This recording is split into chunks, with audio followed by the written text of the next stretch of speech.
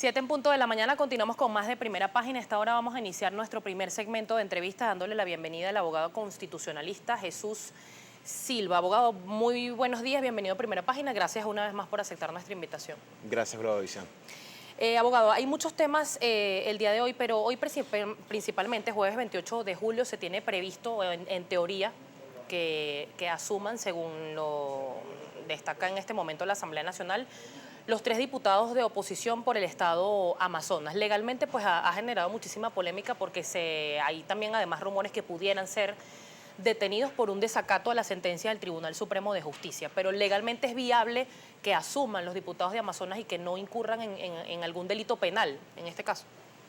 Esa incorporación está sujeta a que se produzca una sentencia del Tribunal Supremo de Justicia. Hay un juicio pendiente para aclarar la situación en ese estado respecto a quiénes son los legítimos ganadores del proceso electoral. Mientras la sentencia no se produzca, es improcedente que estos presuntos legisladores puedan incorporarse. Uso el término presunto porque está en entredicho si en efecto fueron elegidos o no.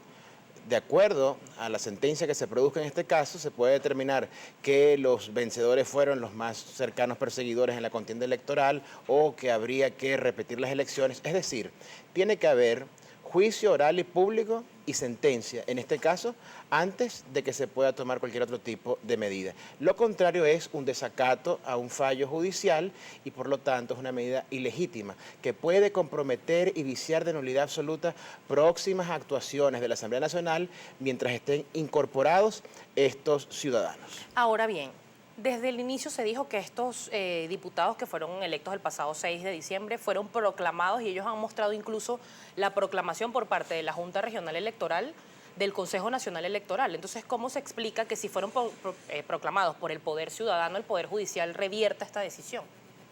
En realidad, los actos administrativos, como por ejemplo actos del CNE, están bajo el control judicial, es decir, los tribunales en cualquier estado republicano tienen la última palabra de los actos públicos. Hay actos que se pueden llevar a cabo desde el Poder Legislativo o desde el Poder Electoral y estos quedan suspendidos cuando hay una orden judicial que así lo establece. Pero está por encima el Poder Judicial del Poder Ciudadano, en este caso, o de la elección del pueblo venezolano. Hay un control de la constitucionalidad que pesa sobre el Poder Judicial y por lo tanto esos actos judiciales, los actos del TCJ, prevalecen por encima de actos administrativos como los actos del CNE. Yo identifico este intento de incorporar a estos ciudadanos como si fueran diputados, y actualmente no lo son porque hay una decisión judicial previa que suspende los efectos, lo identifico como un acto de provocación de parte de la Junta Directiva de la Asamblea Nacional, dentro de un guión de escalar el conflicto. Creo que son actos de provocación tratando de agudizar un choque de poderes, buscando de alguna forma efectos políticos y electorales en los escenarios venideros del país. Ahora bien, ¿por qué el Consejo Nacional, o cuáles serían, partiendo de esta situación que está planteada, cuál sería el lapso para que el Consejo Nacional Electoral convoque a unas nuevas elecciones o en este caso el Tribunal Supremo se pronuncie sobre esta situación? Porque lo cierto es que ya la Asamblea Nacional va para los 7 meses de su instalación y Amazonas no tiene representación de ningún tipo, ni los opositores ni tampoco el diputado electo por el PSUV. No hay un lapso específico establecido en la Constitución o en las leyes sobre cuándo debe producirse el fallo judicial, pero sí se puede establecer por la importancia de los derechos en conflicto, que son la soberanía popular, el derecho de los electores, a que debe ser en un lapso expedito. De modo pues que tiene que haber un pronunciamiento de parte del Poder Judicial y esto en ningún caso debería exceder del presente año. Pero lo que no podemos de alguna forma convalidar es que no haya actividad judicial, que no haya juicio, que no se esclarezca la verdad y que de una forma ilegítima se intente incorporar a unos ciudadanos que no son diputados porque hay una decisión judicial previa que así lo establece. Y esto tiene que ser aclarado para que los derechos de todos los involucrados estén garantizados. ¿Cuál es la solución que se le debe dar a su juicio a este conflicto de poderes? Porque hay un desconocimiento por parte del Tribunal Supremo de Justicia, en este caso, de la Asamblea Nacional, calificándola como un actor político que busca desestabilizar o en este caso pues atentar con la gobernabilidad de nuestro país. Pero hay un desconocimiento también por parte de la Asamblea Nacional hacia el Tribunal Supremo de Justicia, denunciando que estos magistrados fueron electos por la anterior Asamblea sin tener credenciales, teniendo notable tendencia política, en este caso parcialidad hacia el Partido Socialista Unido de Venezuela. Cada quien tiene una visión distinta. Lo cierto es que en la práctica Amazonas no tiene representación y tampoco se han tomado en cuenta el reglamento que ha aprobado la Asamblea Nacional. ¿Cuál sería entonces la solución o el punto medio para lograr que ambos poderes coincidan en algo al menos? Bueno, para mí la situación es constitucionalmente clara. La Constitución tiene que ser respetada. La Asamblea Nacional tiene la facultad de diseñar leyes, pero no puede resolver conflictos de poderes públicos, porque la Asamblea no es un tribunal. El Tribunal Supremo de Justicia, a través de sus sentencias, aclara cuál es la verdadera composición del Parlamento. Y en Amazonas hay denuncias de posible fraude que merecen ser aclaradas para generar seguridad jurídica. Yo no creo de ninguna manera que el TCJ desconozca a la Asamblea. Lo que se ha invalidado son una serie de leyes que violan la Constitución.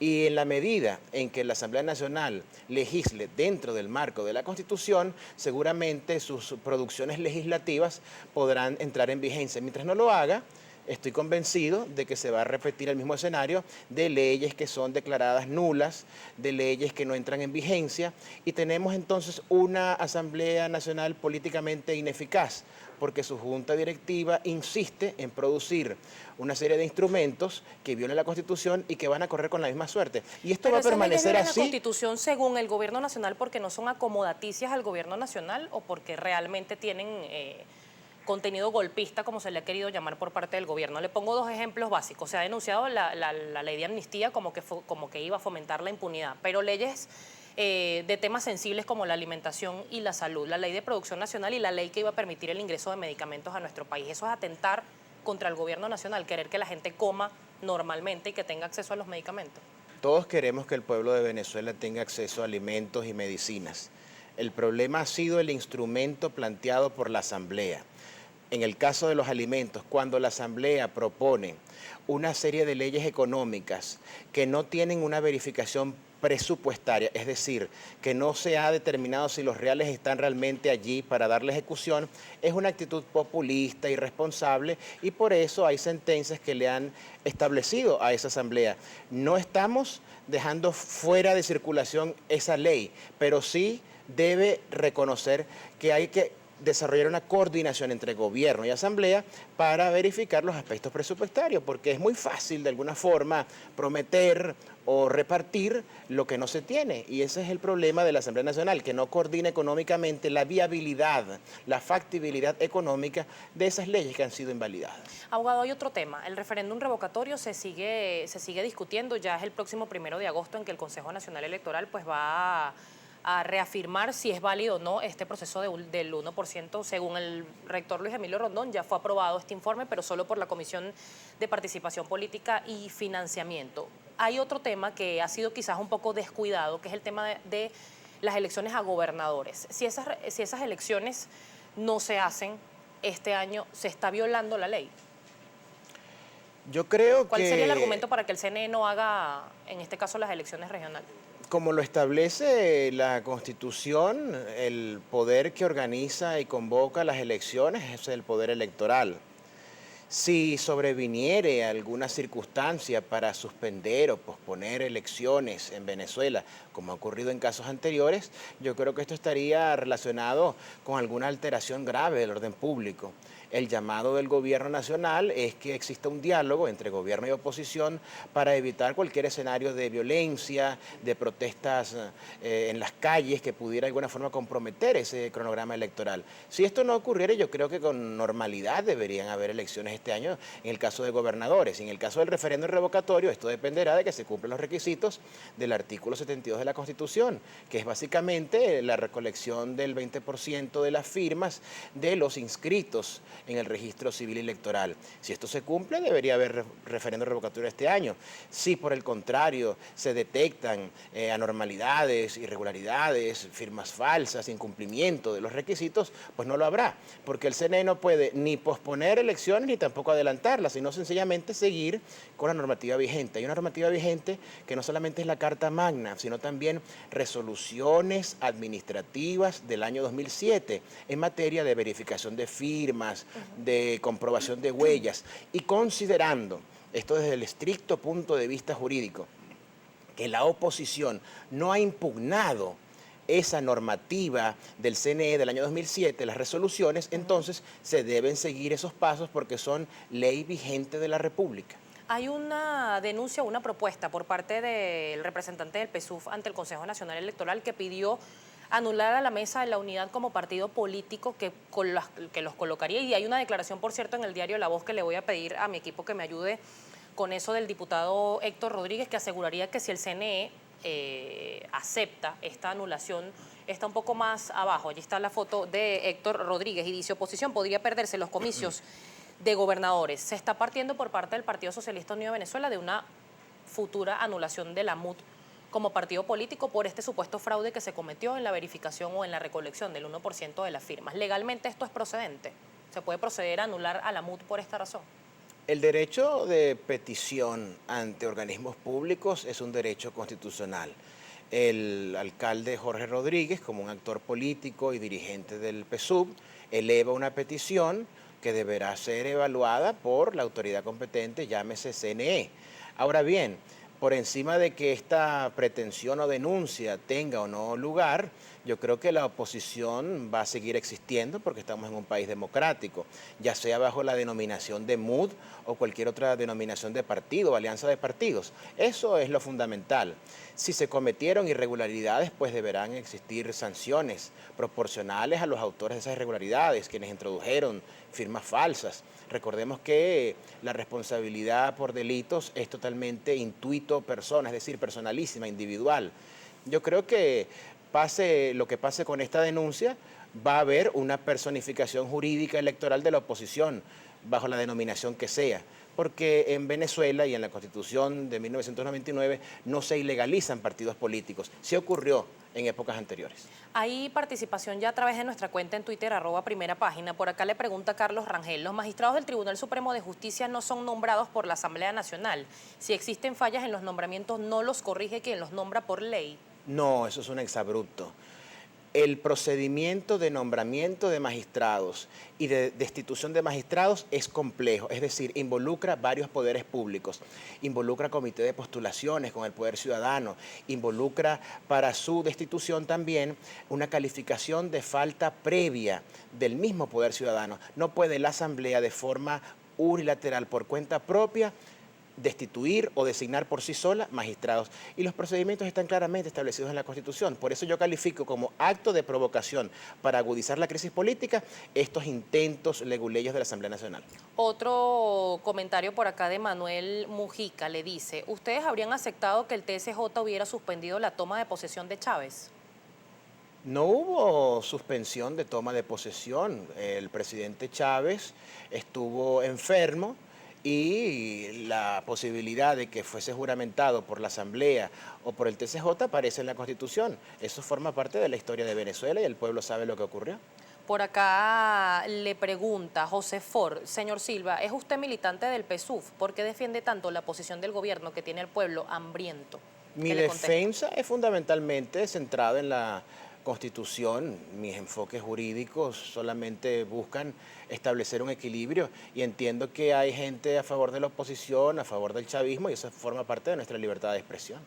También por acá le pregunta Juan Carlos López: ¿y los dineros que fueron asignados, por ejemplo, a Kimberly Clark, de dónde salió ese dinero? Asumo que es por la afirmación que usted hacía sobre los recursos para la ley de producción nacional, que no se sabía por parte de la Asamblea si estaban. Bueno, los recursos que existan o no existan tienen que ser debidamente investigados, canalizados. Quien te habla no forma parte de ningún cuerpo de investigación criminalístico. Sencillamente soy un estudioso de la Constitución. Por acá le pregunta Pedro Pérez: ¿qué opinaría el abogado si los diputados inhabilitados fueran del PSUV con un TSJ que no decide?